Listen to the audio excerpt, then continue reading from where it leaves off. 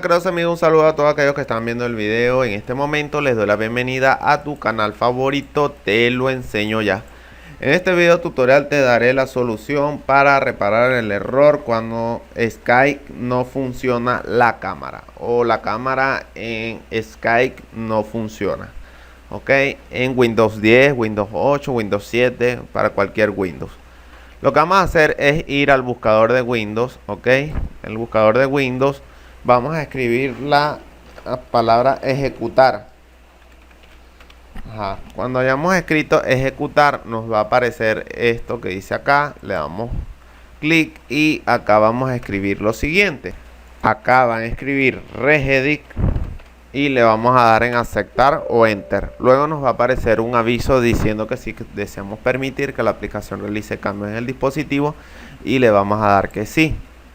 Allí se nos va a abrir una serie de opciones o carpetas en la cual vamos a seleccionar HK Local Machine, pero le vamos a dar clic a esta flechita que está del lado izquierdo de HK Local Machine. Luego vamos a la flechita de la carpeta software. Se va a desplegar varias opciones, la cual vamos a darle a la que dice WoW 6432 Node. Le vamos a dar clic a esa flechita, luego a Microsoft, a la flechita.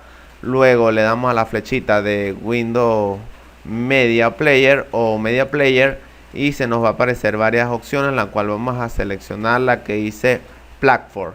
Ok, selecciona la carpeta Platform y ustedes lo que van a hacer es darle clic derecho acá en un sitio en blanco del lado derecho, le damos en nuevo. Luego vamos a seleccionar la opción que dice valor de Word 32 bits. La seleccionamos y vamos a escribir lo siguiente.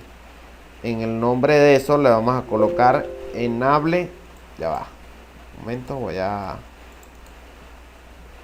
ver, cambiarlo. Enable, tal y como lo está escribiendo, respetando las mayúsculas de las minúsculas. Ok, server mode, y le vamos a dar en enter. Cuando hayamos hecho eso, le vamos a dar doble clic para editar y en información de valor lo van a colocar en 0.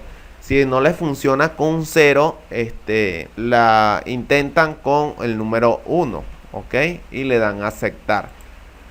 Bueno amigos, esta es la solución que les tengo por ahora. Házmelo saber en los comentarios si te funcionó o no te funcionó.